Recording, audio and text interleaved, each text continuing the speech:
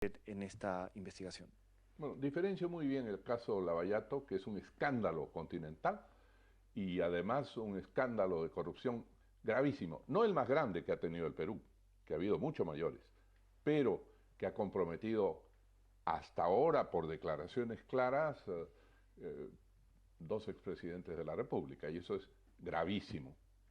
El otro tema, las alusiones que se hacen a mí, no las hacen los que hacen delaciones en Brasil o Marcelo Odebrecht o señor Barata.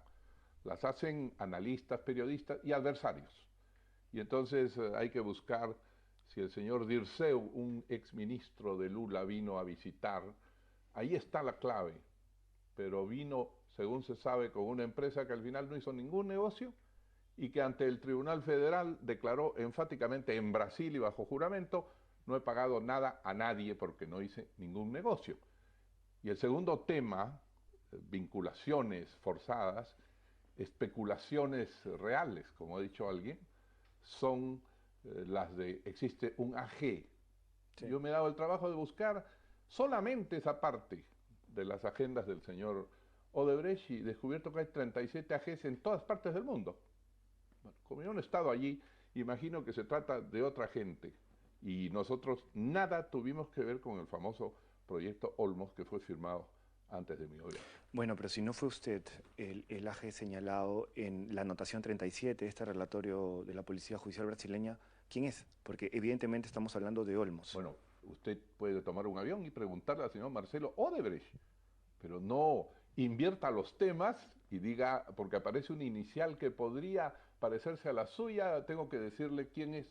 ¿Cuál fue el nivel de participación del Ejecutivo en el proyecto Olmos? Porque hemos revisado los contratos y, por ejemplo, Dante de Córdoba, que creo que era ministro de Agricultura entonces, firma en calidad de interviniente. ¿Qué significa interviniente? Este fue un contrato hecho por el gobierno del señor Toledo y hecho, yo diría, para precipitar algo antes que lo hiciera mi gobierno, en el sentido que es un proyecto tan importante para la historia del Perú, que es un orgullo para mí haberlo comenzado en 1989 con fondos públicos. Interrumpido mucho tiempo, el señor Toledo lo reinició, trató con la empresa Odebrecht, firmó con ellos, pero automáticamente transfirió al gobierno regional gestiones, administraciones. De manera que en lo que toca a mi gobierno, unos meses después o un año después, no hubo mayor trato sino tercerización del gobierno regional. Solamente, como ha explicado muy bien Mercedes Araoz, en el último año del gobierno, el gobierno regional pidió una autorización al Ministerio de Economía, en la que primero no estuvo de acuerdo el Ministerio de Economía, y después, con muchos condicionamientos, logró arrancarle mejores condiciones a la empresa Odebrecht. Esto es todo lo que teníamos que ver. Sí, pero respóndame, por favor, la calidad de interviniente de Yo no lo un sé, miembro del pregúntele al Ejecutivo. señor Córdoba. La verdad que yo no... ¿Usted no lo sabía como presidente de la El República? presidente de la República señala los grandes objetivos. Los ministros y los empleados de los ministros son los que hacen la administración en detalle de los temas. El tema del acuerdo DGI que aparece en las siglas de... ¿Qué significa?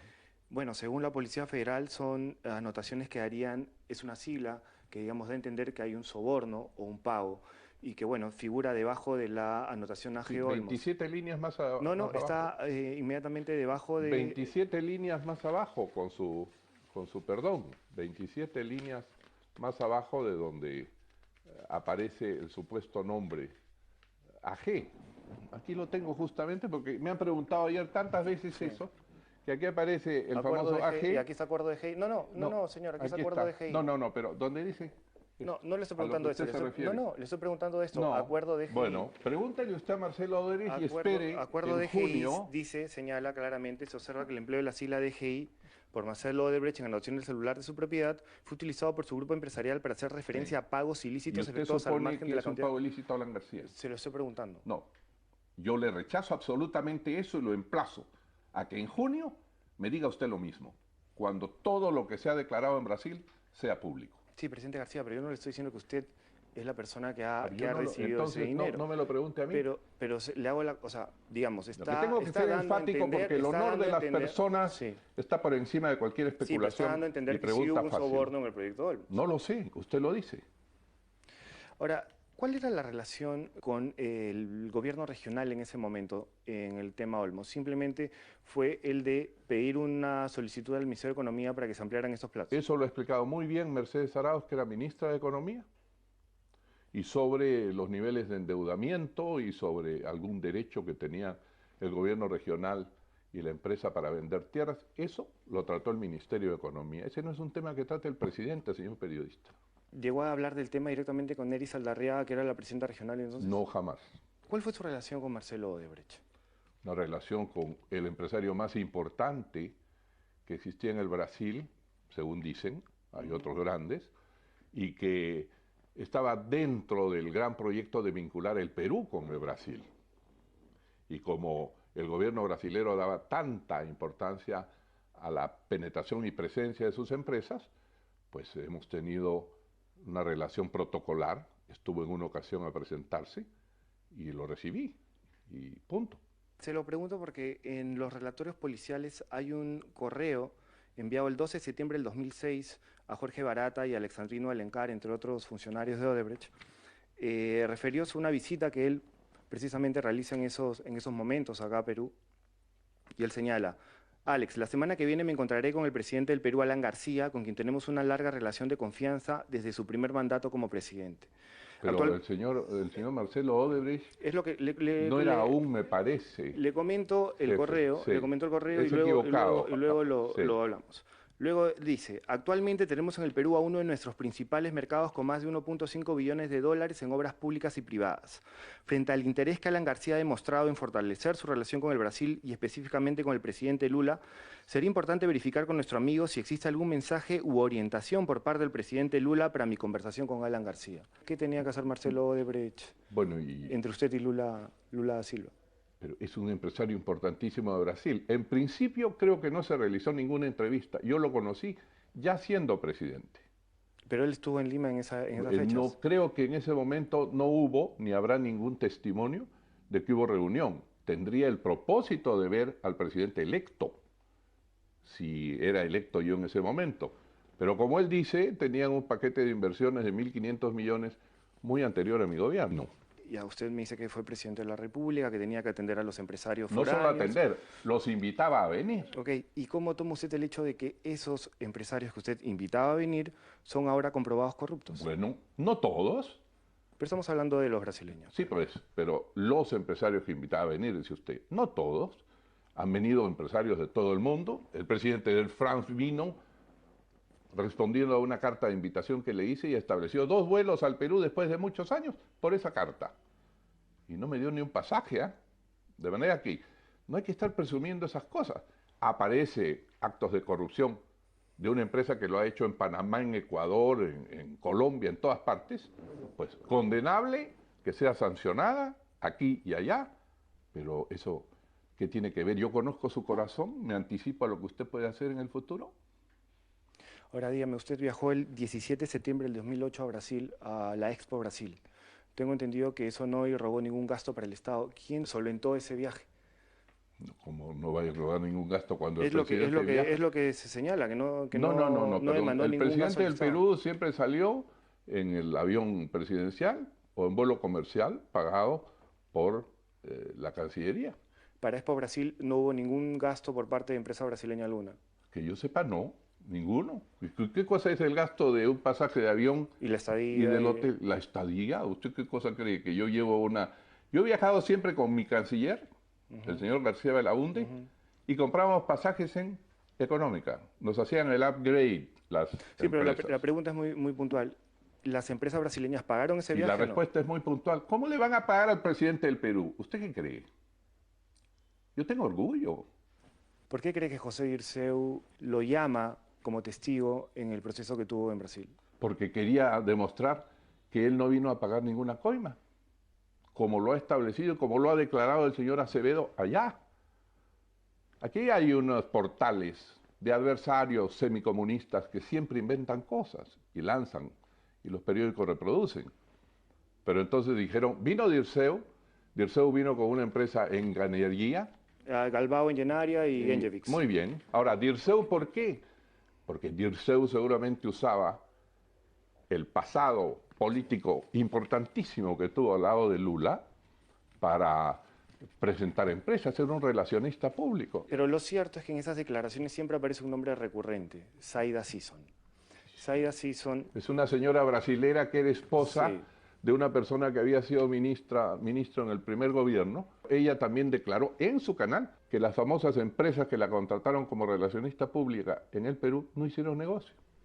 Pero insistía mucho, digamos, en tratar de tener cierto alcance en el gobierno de usted. Pues es más, le escribe un correo a usted. Como ella lo dice, no, en esas reuniones nunca estuvo, nunca me vio. Ahora, ella le escribe un correo a usted el 16 de julio del 2010. Como usted podría escribírmelo. En donde le presenta a la empresa Luce y donde le solicita una reunión. ¿Esa reunión se llevó a cabo? No, jamás. No, usted podría escribirme. El presidente de la República recibe 5.000 correos por día. No los lee. ¿O usted cree que yo vivo leyendo todas las empresas? No solo empresas, personas que plantean problemas, necesidades, deseos de tener comunicación. Hay mucha maldad en lo que usted está diciendo. ¿Por qué?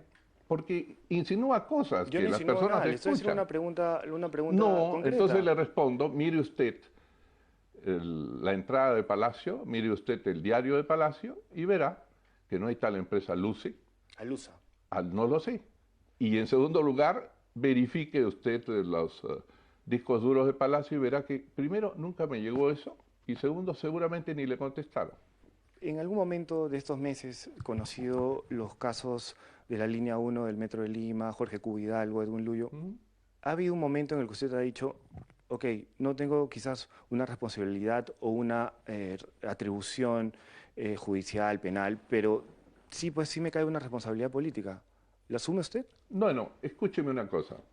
Yo no sé si al presidente, Lucho Miro Quesada sigue siendo presidente del grupo del Canal 4. Doctor García, le pido que no... No, pero le pregunto, ¿él asume una responsabilidad política por sus preguntas? No, usted es responsable de lo que hace. Ahora, el presidente nombra un ministro, el ministro designa a sus viceministros y que alguno de estos viceministros resulte cometiendo un delito. ¿De qué manera implica al presidente? El presidente puede ver de los 180 o 200 viceministros que hubo en los 5 años, puede ver el corazón de cada uno, anticipar y saber, ha sido un error nombrarlo porque sabía que era una persona que podía delinquir. No. Pero recuerdo mucho que uno de sus ofrecimientos en el 2006 era una lucha frontal contra la corrupción. Pero por eso, entonces si esto se hubiera conocido antes, el señor hubiera estado dentro, como hice en otros casos que se sucedieron así en el gobierno. ¿Cómo toma usted las declaraciones de la ex primera dama Nadine Heredia? ¿Ha tenido, no las tomo en cuenta. Calificativos de grueso calibre contra No usted? contesto eso. Creo que les toca contestar por madre mía y por muchas otras cosas, por Moriel, que pagaba los cupos por los narcoaviones y por los 3 millones y por las agendas. Yo entiendo la desesperación para distraer, pero no respondo, no me sumo a eso. ¿Cuál es su apreciación respecto a el presidente Pedro Pablo Kuczynski y Lavallato y Odebrecht? Cuando salieron las Islas AG, usted dio una entrevista o unas declaraciones al Diario Expreso en donde usted fue muy directo y duro con el presidente Kuczynski. Dijo que tenía una ONG con Odebrecht. Bueno, porque me hace gracia que haya una obsesión García en el país y a veces en Canal 4. ¿Se mantienen esas declaraciones usted? No, yo lo que digo es, si van a ser suspicaces con todo y sospechar de todos, sospechen de todos. Pero no solamente García. El señor Toledo necesitaba de sus ministros para poner en marcha todo este aparato. La lógica mecánica es muy simple. Cuando un viceministro se corrompe para dar un permiso, utiliza a su director, utiliza a sus empleados menores. Cuando ocurre que una empresa se compra a un presidente de la República, los que tienen que ejecutar eso son sus ministros. Es lo que dije. ¿Usted cree que el presidente Kuczynski debería ser investigado? Yo no creo investigado? nada. Digo que, entonces usted dice que el presidente son Kuczynski tan debe ser investigado. suspicaces conmigo, analicen todas las cosas. Ya ha pasado un tiempo de la salida de Enrique Cornejo del APRA. ¿Cómo ve usted eso? Como decía ayer, la noche de la elección, porque sé reconocer las épocas y sé reconocer los datos, advertí, mi estrella se apagó, le sirvió al APRA y estoy alegre de eso, y ahora me aparto. Pero, Entonces yo no puedo estar en rivalidad con nadie. pero la impresión es que de la salida de Cornejo es que precisamente su estrella no se apagó, de que usted quiere seguir brillando en el APRA. No, no, Y no. que no le da espacio a gente como Cornejo No, para no, poder no. brillar él también. Decía Rubén Darío, no escupas al sol sapo por envidia. No, hay unos que me ven brillar porque creen que quiero seguir en la política. Yo he dicho hace tiempo, no estoy ya. Ya entendí que mi tiempo pasó. Soy el primero en reconocerlo. Yo no soy un majadero ni un irracional. Entonces, yo no peleo con nadie. Pero no dejaré nunca de ser aprista.